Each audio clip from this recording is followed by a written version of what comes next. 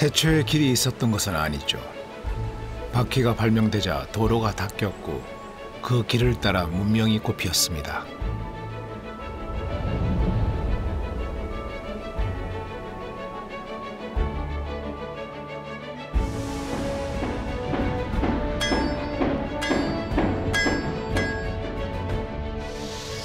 진흙탕 흙길에서 멀끔한 신장로로, 휘어진 샛길에서 쭉 뻗은 고속도로로, 가난에서 풍요로, 어둠에서 빛으로 50년 전 이 땅의 사람들은 길을 통해 번영과 희망을 꿈꾸었습니다.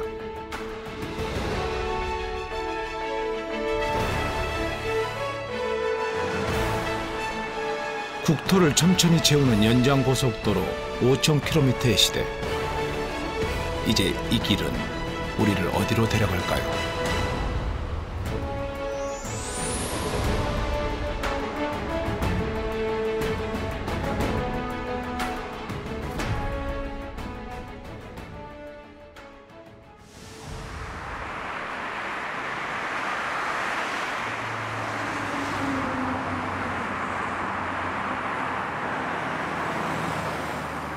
지금 어디서 무엇을 하고 계신가요?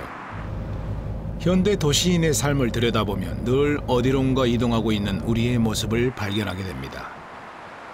삶이 길 위에서 이루어지고 있다고 해도 과언이 아니죠.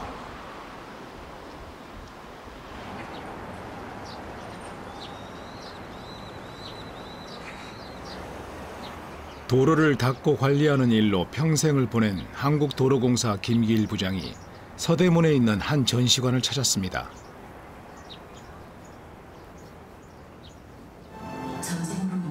올해가 경부고속도로 개통 50주년이 되는 해라는데요. 이를 기념하기 위해 준비된 특별 전시회랍니다. 경부고속도로와 경부고속도로는 수많은 고속도로가 개통되면서 고속도로 시대의 막이 오르게 됩니다. 네, 안녕하세요. 네, 지금 건강하시죠? 반갑습니다. 네, 오래간만에 뵙습니다. 네. 경부고속도로 건설의 주역들로 이루어진 77의 회원들은 김기일 부장에게 아버지와도 같은 분들이십니다. 이분들은 저희 아버님하고 같이 그때 경부고속도로 건설하실 때 같이 근무하셨던 분이고 지금 제 부모님하고 똑같은 시네요. 해변마다 뵙고 그러니까. 김 부장의 아버지는 경부고속도로 건설 당시 공사 현장에서 낙반 사고로 목숨을 잃었습니다. 살아계셨다면 지금 이분들과 같은 연배셨겠지요. 옛날에는 이게 강이지 않습니까? 이런데 이제 그 금강 그쪽에 교각을 세웠을 때 겨울에는 이제 막 그것을 굳히기 위해서 장작을 펴가지고 막 저기 했다고 그러는데 실질적으로 그랬었습니까? 말하자면 필요 없이 깊이 들어가면 과다 쓰게 된 거지. 1년 근무하면서 휴일이 없었어요. 그 당시 총각인데 잠바 입고서 선보러 갔는데 어디 뭐 그 당시 거기 언양에서 맞출 때도 없고 그러다 보니까 건실하다고 그러더라고. 건실하다고. 그래서 성공을 하셨습니까? 성공을 안 했는데 가서 만날 시간이 없어. 이게 저 만났어도 계속 근무를 해야 되니까. 저희 부친도 계실 때 명절이고 어디고 얼굴을 뵌 적이 없어요. 네, 없어요.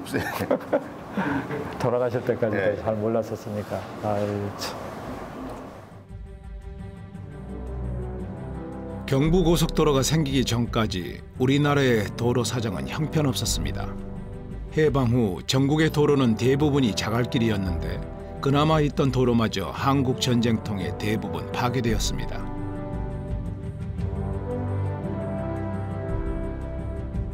제대로 된 도로가 만들어진 건 60년대나 되어서였습니다. 이런 상황에서 경부고속도로의 건설은 온 국민을 흥분시키는 역사적인 사건이었죠. 경부고속도로 시축을 울리는 건설 장비의 열화당 소리, 민족의 대역사가 용림치고 있었다. 역사는 당군 이래 최대 사업이었다는 민족의 대역사는 어떻게 시작되었을까요? 1967년 12월 박정희 대통령은 경부고속도로 건설 계획을 발표합니다. 재집권을 위한 선거용 공사라는 비판도 있었는데요. 관계자들은 그가 서독방문길에 독일의 고속도로 아우토반을 복원한 후 결심을 굳혔다고 이야기합니다. 독일이 전후에 오토반 고속도로가 있었기 때문에 경제 부흥이 쉽게 됐다는 고속도로의 필요성을 강조를 한 걸 몇 번 들었습니다. 경부고속도로는 완공 기한을 대통령 선거 전으로 맞춰놓고 초고속으로 진행됐습니다. 박 대통령은 직접 노선들을 그리고 수시로 공사 현장을 찾아 인부들을 격려하는 등 경부고속도로 건설에 온 힘을 기울였습니다. 노동자들은 휴일도 없이 밤낮으로 공사에 매달렸는데요. 여성들과 어린이들까지 동원된 곳도 있었습니다. 공사를 효율적으로 감독하기 위해 육군 공병대까지 투입됐지만 경험도 기술도 부족한 상황에서 크고 작은 사고가 이어졌습니다.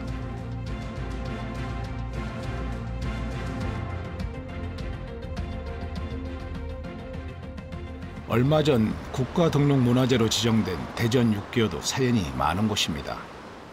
당시 현장 감독이었던 77회 회원들은 그때의 기억이 생생합니다. 이 다리가 이렇게 큰 아치를 콘크리트 타설을 해야 되는데 이 순서를 맞춰야지. 그렇지. 그 순서를 안 맞추면 이게 혈털이 삐그덕 캔다고. 그래가지고 한번 애를 먹었는데 그렇지. 다시 이거를 순서를 맞춰가면서 콘크리트 치는데 그 당시만 해도 콘크리트 그 기구가 많지 않아가지고 상당히 고생을 한 다리야. 교폭 21m, 높이 35m의 거대한 대전 육교는 국내 최초로 하부 교각을 둥근 아치형 콩법으로 만든 다리였습니다. 하지만 경험도 기술도 부족하다 보니 몇 번이나 붕괴 사고가 반복해서 일어나곤 했습니다.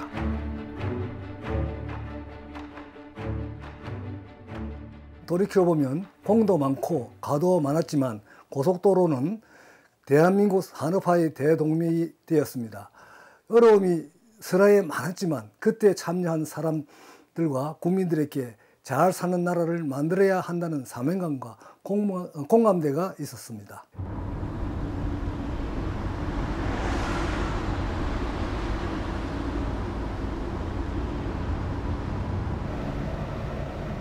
직업상 전국의 도로를 수시로 오가며 살피는 김기일 부장이지만 그가 유독 가기를 꺼려하는 곳이 있습니다. 대전 육교와 더불어 경부고속도로의 대표적인 난공사 구간, 바로 아버지가 목숨을 잃은 옥천터널입니다. 당시엔 당제터널이라고도 불렀죠. 김 부장이 오랜만에 그 현장을 찾았습니다.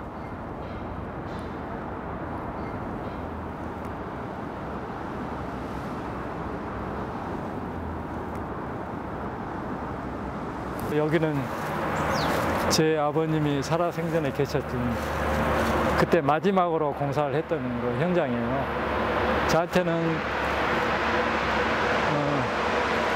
의미가 굉장히 다른 사람보다 남달리 있는 곳이죠. 제 인생의 어떤 한 전환점이 됐던 그런 장소이기도 하죠. 10살 소년에게 인생의 전환점은 잔인하게 다가왔습니다.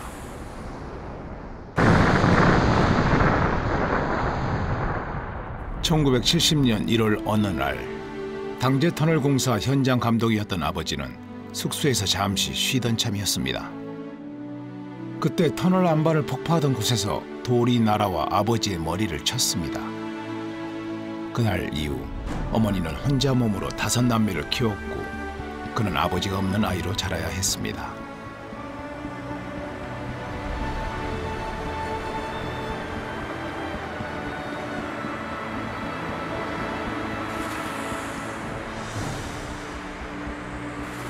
한국도로공사에 입사한 이유는 아버지가 못다한 일을 이어가고 싶어서였습니다. 그런데 일을 하면 할수록 50년 전의 사고가 야속합니다. 지금 보면은 뭐 그렇게 터널이 길지도 않고 이게 난공사 구간이었을까라고 하는데, 그때 당시에는 제가 어렸을 때 듣는 바에 의하면 첩첩산중해가지고 뭐 터널 토목공사 뭐 기술도 없었고, 그래서 굉장히 난공사 중에 한 공사라고 이렇게 저는 들었습니다. 옥천 터널 사고 현장에서 차로 5분도 안 걸리는 거리에 특별한 구조물이 있습니다. 김기일 부장은 금강휴게소에 들를 때마다 찹찹한 마음으로 이 계단을 오릅니다. 계단 위에 있는 것은 경부고속도로 순직자 유령탑입니다.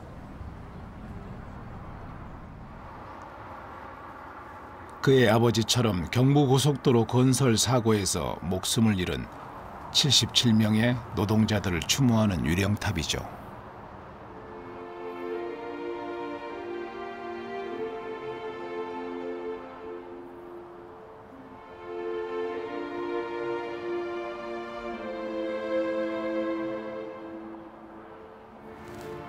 유령탑 뒤편에는 77명의 이름이 새겨져 있습니다. 아버지,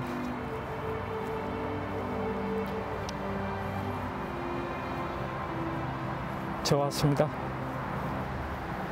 자주 찾아뵙지면서 죄송합니다. 돌아가실 때의 아버지보다 곱절이나 늙은 아들. 최선을 다했던 30여 년의 직장 생활은 돌아가신 아버지에게 바친 헌사이기도 합니다. 올해가 이제 제가 31년 근무를 하는 그런 해인데, 지금 이렇게 되돌아보면은 저희 아버님은 진짜 터를 만들었어요. 터를, 지금 말씀하신 터를 만들었고, 저는 그 위에 집을 지었어요. 그 집을 짓고 그것을 가꾸는 그런, 제가 시대에 왔었던 사고에서 또 근무를 했다는 게 저의 가장 큰 보람이고 행복인 것 같아요.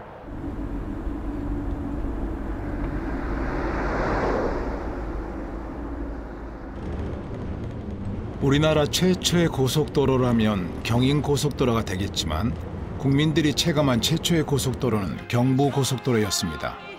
많은 이들의 헌신과 희생으로 완성된 경부고속도로는 대한민국 사회에 어떤 영향을 끼쳤을까요? 해가 지면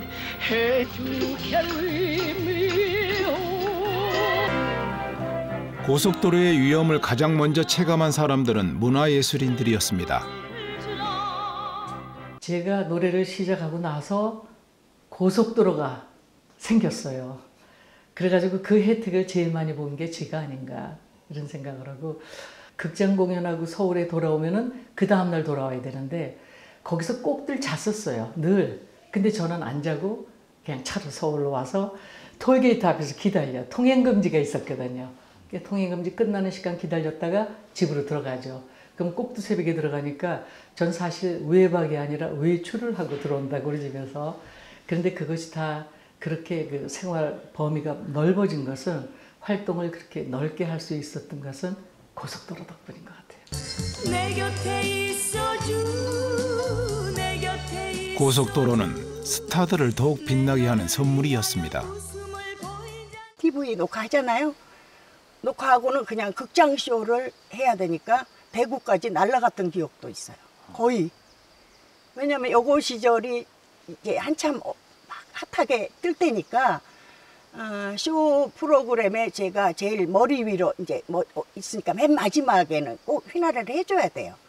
그러니까 그 시간을 맞추기 위한 그 작업이, 지금은 그런 걸만 못 볼 거예요. 차가 많고, 우리 때는 그랬어요.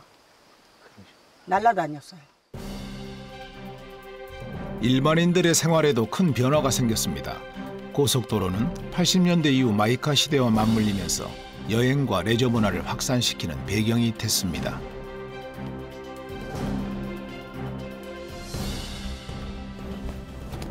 박성서 음악평론가는 경부고속도로가 등장하던 시기의 가요들을 기억하고 있습니다. 이 노래가 1970년대에 나온 강정호가 부른 안개 낀 고속도로라는 그 노래예요. 아마 고속도로 관련 노래 중에서 가장 히트한 노래가 아닐까 싶은데 지숙과 조커스가 부른 이 경부고속도로라는 노래가 있어요. 이 노래는 경부고속도로와 함께 나온 노래인데 가요 제목에 등장할 정도로 경부고속도로는 국민들의 삶에 깊숙이 들어왔습니다.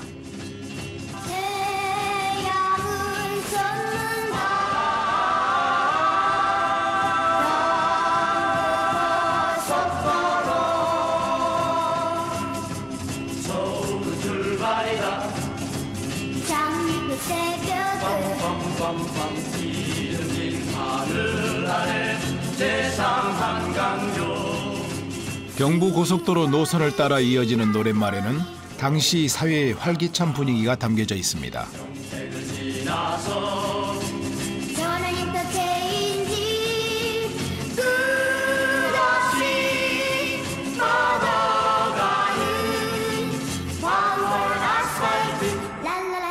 사람들이 길을 통해 꿈꾼 것은 밝고 긍정적인 미래였습니다.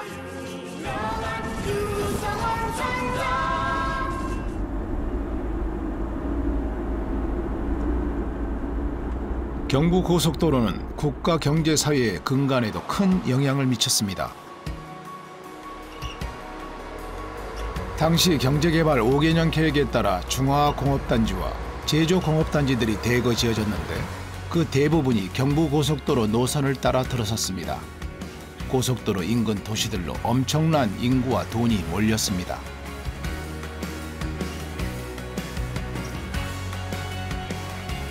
충청북도 영동군도 그런 도시 중 하나입니다. 경부고속도로가 추풍령을 통해 군의 북쪽을 지나면서 영동에도 공업단지들이 들어섰습니다. 영동은 도시가 세워진 이래 가장 활기찬 변화를 맞이했습니다. 어서 와. 영동군 추풍령 면의 주민들은 지금도 그때 들썩였던 동네 분위기를 이야기하곤 합니다. 더워서 죽겠네.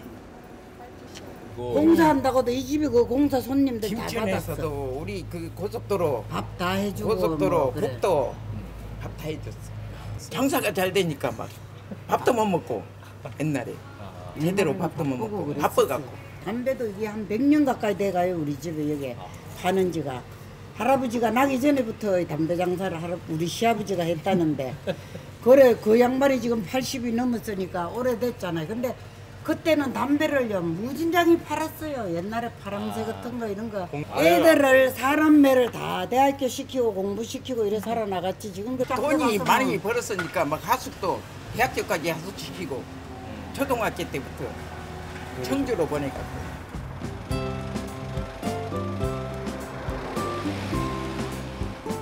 지금도 자리를 지키고 있는 수많은 다방이나 금은방들이 이 마을의 호시절 풍경을 떠올리게 합니다. 모두 경부고속도로가 가져온 변화의 흔적들이죠. 경부고속도로를 건설하면서 이제 그 주변 도로가 성장하게 되는, 그리고 공장이 제조업이 위치하면서 많은 일자리가 생겨서 인구가 굉장히 늘어났죠. 뭐 대표적인 게 구미다, 뭐 대구다, 대전이다, 뭐 김천이다, 울산이다. 이래서 모든 도시가 인구가 집중되면서 크게 경제적 소득이 늘어나면서 또 인구가 점점 집중하는 그런 문제를 갖게 됐습니다. 그래서 한편으로는 오히려 경부고속도로가 이런 지역 불균형의 대표적인 사례도 꼽히죠. 경부고속도로가 개통된 지 50년. 그동안 우리 국토에는 정으로 횡으로 수많은 고속도로가 만들어졌습니다. 여기는 분당에 있는 한국도로공사 교통센터인데요. 이곳에는 전국 고속도로에 있는 5,000개 이상의 CCTV가 동시에 모니터링되고 있습니다. 그 형제선 사고요.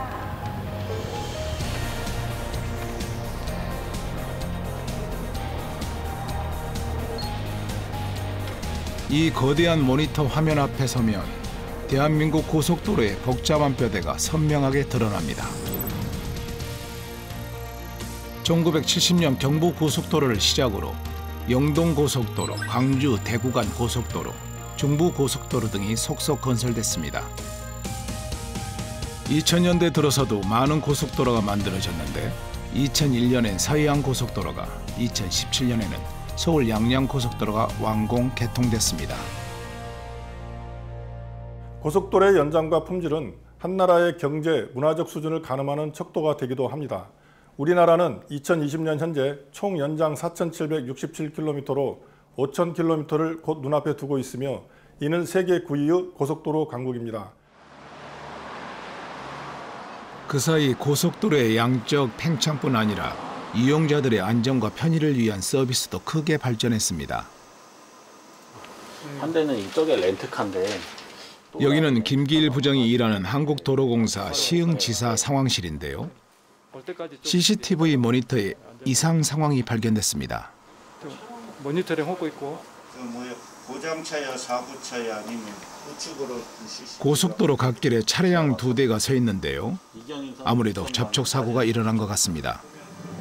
갓길에 있는 차 2대. 예. 사람이 왔다 갔다 확인 좀 해주세요. 빨리 저기 안전한 곳으로 나가게. 네, 나가겠습니다.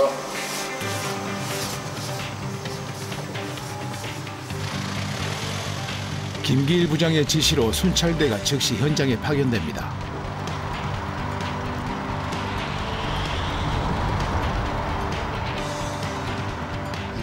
상황실에서는 모니터를 확인하면서 차량 운전자와 통화를 시도합니다. 2차 사고 우려가 있으니까 두 분이서 시험 영업사 안전지대로 좀 이동해 주십시오. 바로 혹시나 뭐 경찰이나 다른 도움은 필요 없습니까? 도로에서 이렇게 사고가 나도 차량 운전자와 바로 이렇게 소통이 가능해요. 또 이런 경우에 이제 다행히 번호판이 우리 CCTV에 확대돼서 인식되고 우리 하이패스에 이제 등록됐으면 그런 차량에 대해서 우리가 이제 이렇게 문의를 하는 거죠. 사고냐 뭐냐 아니면 요즘은 의외로 뭐 지병들이 있어갖고 운전 중에 뭐 잠깐 세워서 위험한 게 있으면 뭐 119를 연락하든지 무슨 그러니까 2차 사고 예방이 제일 힘들다 보니까. 채 10분이 지나지 않아서 순찰대가 현장에 도착했습니다. 순찰대는 도착하자마자 안전지대를 확보하는 일부터 서두릅니다. 안녕하세요. 한국도로공사 시흥지사 순찰팀입니다. 네. 가벼운 접촉 사고였지만 놀란 운전자들은 어떻게 해야 할지 모르고 우왕좌왕하는 중이었습니다. 일단 여기가 위험하니까 시흥 톨게이트 강장부 안전한 곳에서 저희 거기서 사고 처리하시는 게 어떠실까요?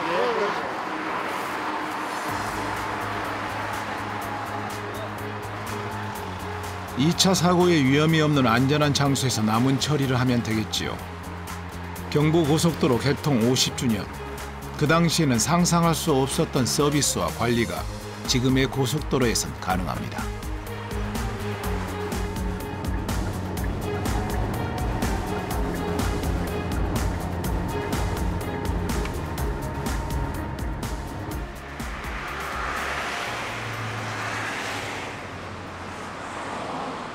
그 사이 도로 건설 기술도 비약적으로 발전했습니다.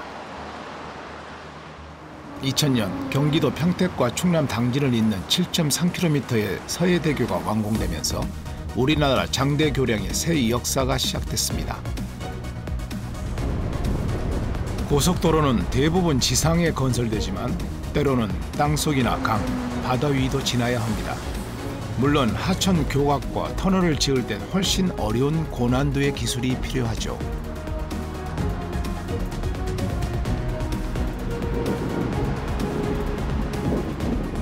서해대교는 우리나라 하천 교량 기술사에서 중요한 의미를 갖는 다리인데요. 안전센터의 담당자들은 하루도 빠짐없이 이 거대한 하천 교각 위를 점검합니다. 7.3km 서해대교의 모든 구간이 이들의 일터입니다.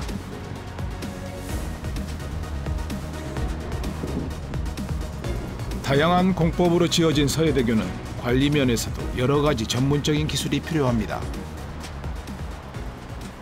이거는 이제 균열 점검을 하는 건데요. 겉어 외부에 있는 미세 균열들의 이제 깊이를 측정을 하고 넓이를 측정하는 그런 과정입니다. 이 서해대교가 이제 20년 됐기 때문에 아무래도 20년이 지나게 되면 예전보다는 구석구석에 봐야 될 곳들이 많아지고요. 어쨌든 국민들이 안전하게 이용하기 위해서 저희들이 여기에 그 서해대교를 점검하는 역할을 하러 왔기 때문에 하나하나 지금 구석구석 오늘 보고 있는 중입니다. 장대 교량을 관리하는 일은 거대함과의 전쟁이기도 합니다.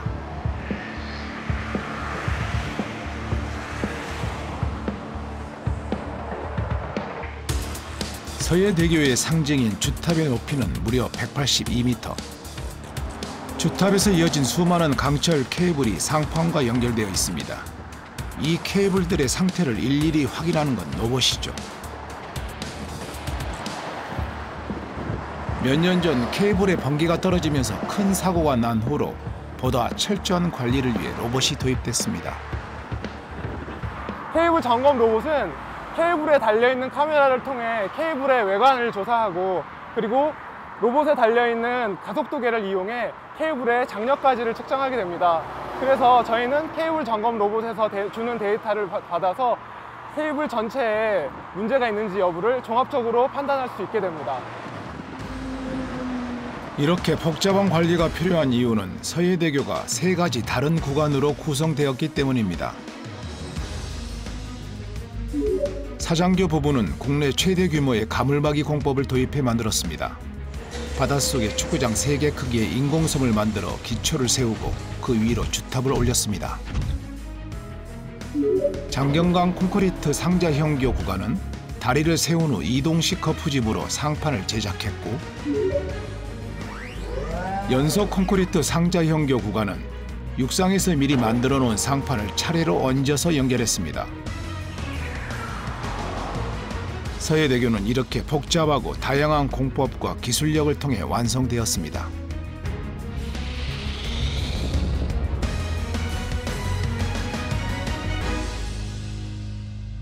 서해대교는 건설 당시 국내 최대 규모로 다양한 신공법을 적용하여 국내 건설 기술 수준을 한 단계 도약시켰고, 나아가 건설 기술 국제 경쟁력 강화에 견인차 역할을 하였습니다.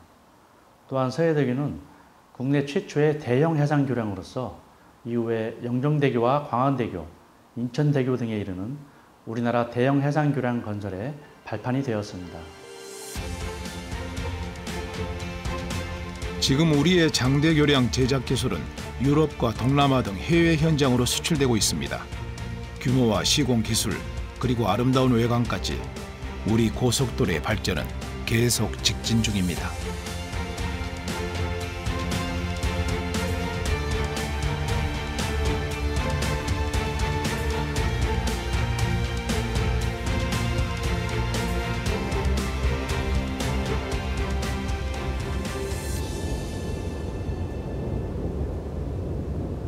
장대 교량이 강이나 바다 위에 펼쳐진 첨단 기술의 전시장이라면, 터널은 땅속에 펼쳐진 또 다른 전시장입니다. 2017년 개통된 인제 양양 터널은 총 길이 11km로 우리나라에서 가장 긴 초장대 터널입니다.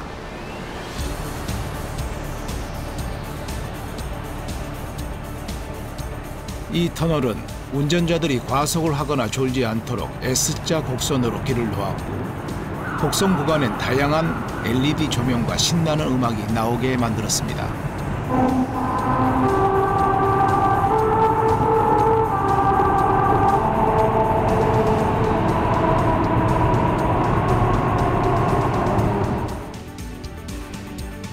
그러나 이 터널이 특별한 진짜 이유는 따로 있습니다. 차량의 자연경관을 가지고 있는 백두대간을 통과하는 도로를 건설함에 있어서 가장 중점을 두는 부분이 지역의 환경 훼손을 최소화하고 또 동식물의 이동이라든지 이러한 부분을 염두에 둔 도로 건설이 필요했습니다. 그래서 초기부터 그러한 환경 훼손을 최소화하기 위한 선형을 추구를 하였고, 그러한 관계로 많은 교량과 터널이 현 도로에 설치되게 되었습니다.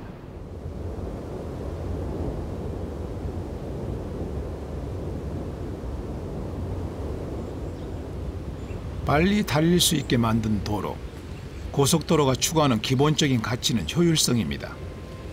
그러나 전봉산, 곤배령이나 진동 계곡 같은 백두대간의 신장부를 지켜내면서 효율성을 유지하기 위해선 더 많은 노력이 필요했습니다. 사업단은 환경 훼손을 최소화하기 위해 550m 땅속에서 공사를 진행했습니다. 옹벽을 최소한으로 줄이고 별도의 펌프를 설치해 공사 중 발생하는 폐수도 완벽하게 처리했습니다.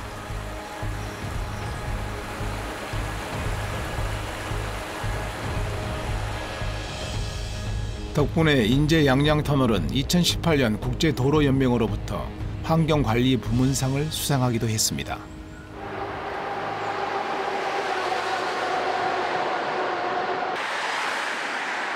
인제 양양터널이 추구하는 또 하나의 가치는 안전입니다. 이곳엔 다양한 감지기들이 정착되어 있는데요. 화재가 발생하면 감지기들이 상황실에 경보 신호를 보냅니다. 국내 유일의 터널 소방서에서는 신고 접수 1분도 안 돼 소방차 출동이 가능하고요. 그와 동시에 터널 입구에서 차단막이 내려와 다른 차량의 터널 진입을 막아주죠.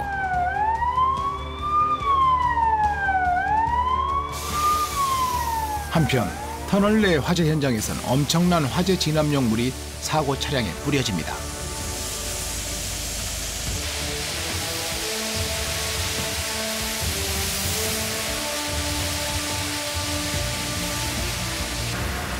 이 과정에서 생기는 유독가스는 강력한 제트팬에 의해 곧바로 외부로 배출됩니다. 화재가 났을 때 신속하게 매연을 처리할 수 있는 효과적인 방법, 안에서 긴급하게 차들이 막혀 있을 때 출동해서 군환할 수 있는 방법이 무엇인지, 그다음 대형 트레일러가 사고가 났을 때 대형 트레일러를 유턴시킬 수 있는 그러한 시설을 다른 터널에 적용하지 않았던 통가 구간을 여기에는 적용을 했습니다. 환경과 안전의 가치를 최우선으로 생각하는 도로, 우리의 고속도로는 계속 진화 중입니다.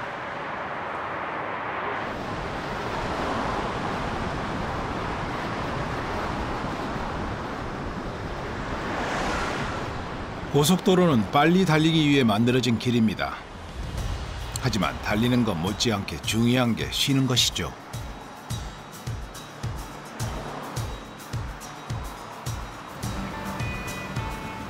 경부고속도로 추풍령 휴게소를 찾은 운전자들은 편안한 휴식과 맛있는 식사 외에 덤을 챙길 수 있습니다.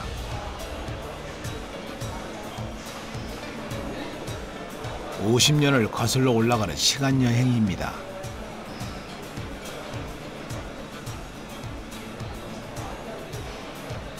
휴게소 벽면에 큼지막하게 붙어있는 글씨 대한민국 제1호 휴게소. 추풍령 휴게소는 경부고속도로에서 처음 생긴 휴게소이자 우리나라의 첫 휴게소입니다. 어서오세요. 판매사원 이성희 씨는 이 지역 토박입니다. 젊은 시절 첫 직장으로 이곳에 들어와 환갑을 바라보게 된 지금까지 추풍령 휴게소와 함께 평생을 보냈습니다. 그녀에겐 함께한 시간만큼이나 추억도 많습니다. 7살 그 정도에 고속도로, 저희 집 앞에 고속도로가 났는데 만내양이 있었어요. 그래가지고 거기 앉아가지고 저희가 막 손 흔들었거든요. 그 만내양들이 손 흔들어주고 그런 것도 있었고요. 지금도 옛날 분들이 오셔서 옛날 말씀을 하시는데 여기가 많이 컸고 좋았다고 말씀하세요. 네, 유명하다고. 1호 휴게소라고. 1호 휴게소에서 근무하면서 자부심을 느껴요, 제가.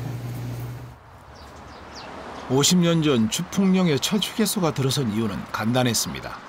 이곳이 428km 경부고속도로에 딱 중간되는 지점이었기 때문입니다. 이게 딱 중심이지. 원숭이 동물원도 있었는데 동물원이 다 없어지고 아쉽네요. 추억 장소였었는데. 고향이 영동이거든요. 터백이에요. 그런데 가다가 들리고 오다가 들리고 진짜 여기 휴게소 많이 왔는데 원숭이 보려고 동물원이 있었어요. 애들 데리고 소풍 왔던 기억, 여기 음식 먹던 기억, 또 호두 과자 사 먹던 기억, 굉장히 이게 기억이 지금 굉장히 새롭거든요. 고속도로가 들어선 초기 휴게소는 그 자체로 화제였고 새로운 시대의 상징이었습니다.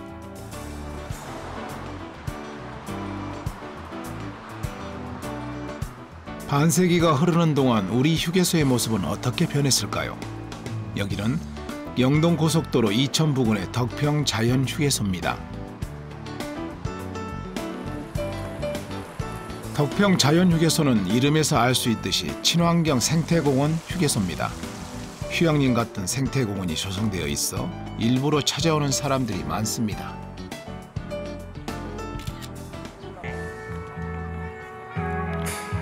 덕평 휴게소의 진정한 멋은 밤에 드러납니다. 환한 조명이 별처럼 쏟아지는 우주터널 갤럭시와 신비한 별빛 정원에서 환상적인 여행을 즐길 수 있습니다. 우주타워에서 구경하는 고속도로의 야경은 덕평 휴게소만에 즐길 수 있는 보너스죠.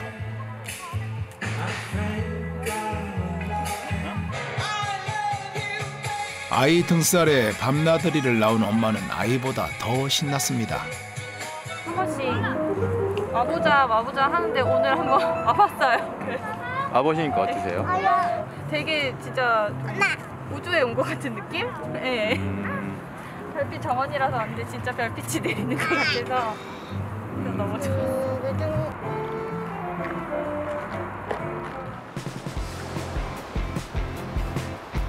서해대교 아래 작은 섬, 그곳에 자리 잡고 있는 횡담도 휴게소는 우리나라에서 유일한 섬 휴게소입니다.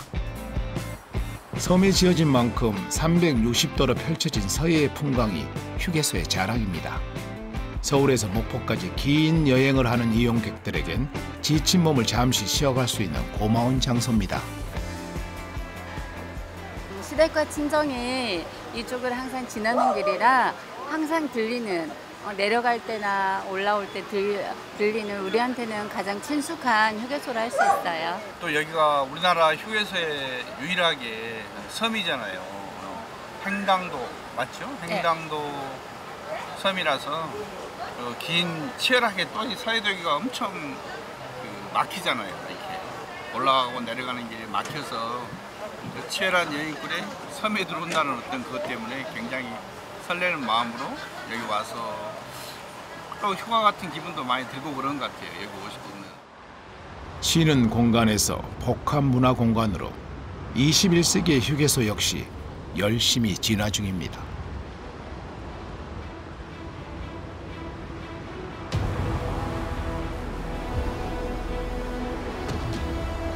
부산은 원대한 꿈을 품은 또 다른 도로의 시작점이기도 합니다. 그 도로의 이름은 바로 아시안 하이웨이입니다. 아시안 하이웨이는 아시아 대륙을 횡단하는 14만 킬로미터의 현대판 실크로드입니다. 두 노선이 부산에서 시작되는데 서울과 평양을 지나는 AH 1노선과 동해 고속도로를 따라 올라가는 AH 6노선입니다.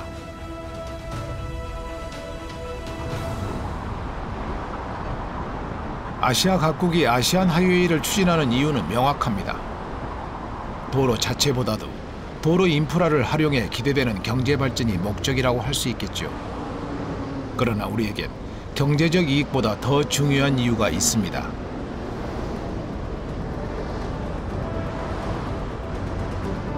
남북의 철도 도로 연결과 현대화 착공식을 26일에 열기로 했습니다. 9월 평양 남북 정상회담 아시안 하이웨이를 통해 끊어졌던 도로를 연결하고 이를 통해 남북이 통일의 길로 한 발 더 다가가는 것. 그것이 아시안 하이웨이를 추진하는 우리의 첫 번째 목표입니다. 우리 부산에서부터 출발한 화물차가 중국에 수출품을 싣고 가기 위해서 우리 서울 경부고속도로를 통해서 서울을 거쳐서 평양을 거쳐서 신의주를 통해서 압록강을 건너는 그 상황 자체가 다른 어떤 경제적인 계산을 능가하는 어떤 그런 상징적인 효과가 있다고 생각을 합니다. 우리 한반도의 새로운 평화를 맞이하는 계기를 위해서라도 남북 간의 통로의 연결, 그로 인한 우리 경제 무대를 대륙으로 넓히는 것, 그게 우리가 아시안화웨이를 추진하는 중요한 목적이라고 말씀드릴 수가 있습니다. 머지않은 미래에 이 도로가 북한 땅을 거쳐 대륙의 끝으로 이어지겠죠.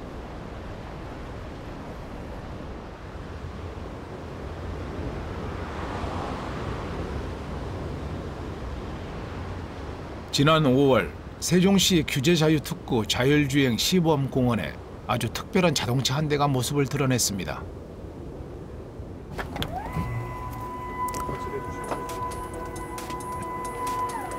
이 차에 무엇이 그렇게 특별하다는 것일까요?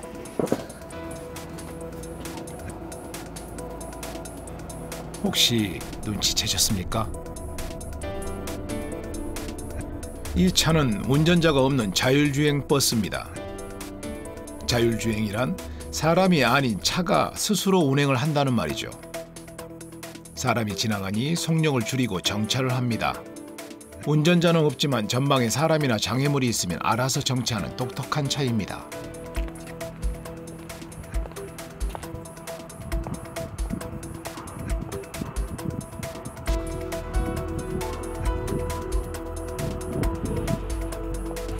세종시는 오는 9월 세종중앙공원 개장과 맞춰 공원 내에서 자율순환버스 위더스를 운행할 계획인데요.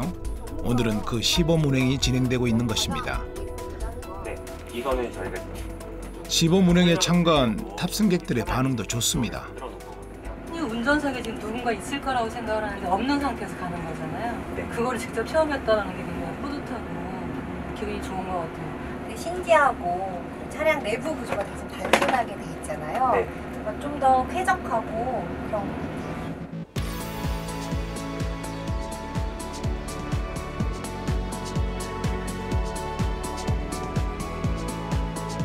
새로운 세상을 여는 화두, 21세기 자동차 업계 최대 이슈 중 하나인 자율주행 자동차는 지금 어디쯤 와 있는 것일까요?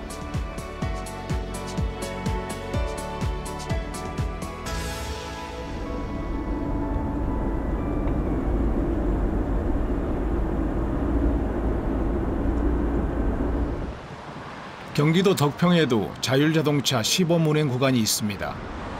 세상에서 제일 맛있는 커피가 뭔지 아십니까? 운전석에서 손을 떼고 앉아 마음 편히 들이키는 커피 한 잔이죠. 지금 전 세계는 완전한 자율주행 자동차의 생산과 상용화를 위해 숨가쁜 경쟁을 벌이고 있습니다. 우리나라도 그 경쟁에 참가해 힘을 쏟고 있는 주자 중 하나죠.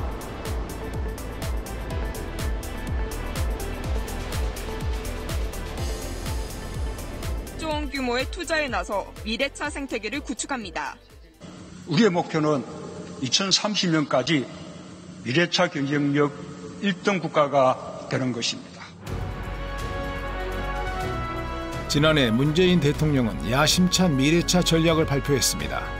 2030년까지 전국 주요 도로에서 5단계 수준의 자율주행차 상용화를 이루겠다는 내용입니다. 자율주행차는 기술 수준에 따라 5단계로 나뉩니다. 5단계 수준의 상용화라면 사람이 완벽하게 운전에서 손을 떼는 단계를 말합니다. 영화에서 보던 이야기죠.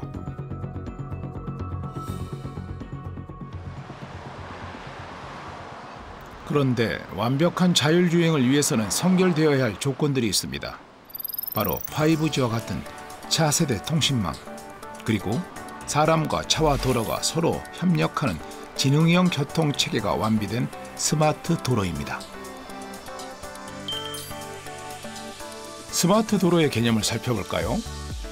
기존 도로에선 CCTV와 같은 장비로 도로 상황을 파악한 후 관제센터에서 운전자들에게 도로의 정체 정도, 공사나 사고 발생 등의 정보를 알려주었습니다.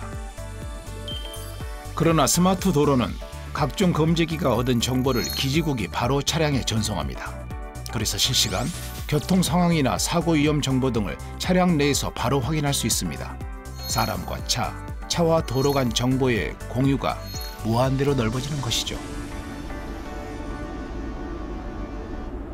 아직 준비 단계지만 스마트 도로의 CITS 시스템이 하는 일을 확인해 봤습니다. 전방에 공사 구간입니다. 저희 교통관리 시스템이랑 연계된 도로 작업들을 도로 작업 시작 2km 전에 기지국을 통해서 CITS가 장착된 단말기에게 전달하는 서비스입니다. 터널 역주행 차량 발생 주의하세요. 지금 발생하는 이 터널 역주행 서비스는요, 터널 내부에서 지금 작업하고 있는 작업 차량이 역주행을 하는 경우에 터널 내에서 자동으로 그 사고를 감지해서 저희한테 내려주는 서비스입니다.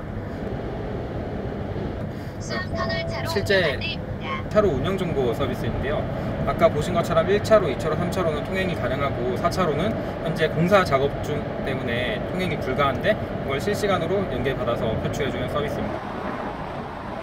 이런 서비스를 받으며 자율주행 자동차가 도로를 달리는 날이 온다면 우리 사회는 어떤 변화가 일어날까요? 운전자가 운전으로부터 자유로워지고 차량 안에서 여러 가지 다른 활동을 할 수 있다는 장점이 있습니다. 그래서 아마 차 안에서 잔다던가 아니면 영화를 본다던가 아니면은 대화를 나누면서 간다든가 업무를 본다든가 이런 일들이 다 가능해집니다. 그래서 개인이 굉장히 여가 시간이 많아지고 노동 시간이 줄어들고 삶의 질이 높아지는 현상들이 나타날 겁니다.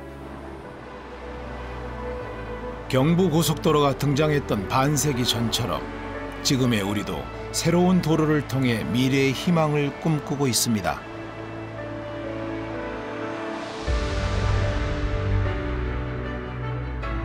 누군가는 목숨을 바쳐 길을 냈고 누군가는 인생을 바쳐 그 길을 넓혀왔습니다. 경부고속도로 완공 50주년. 지금 우리는 도로와 인간이 소통하는 시대의 초입에 서 있습니다. 이 길이 안내할 우리의 미래는 어떤 모습일까요?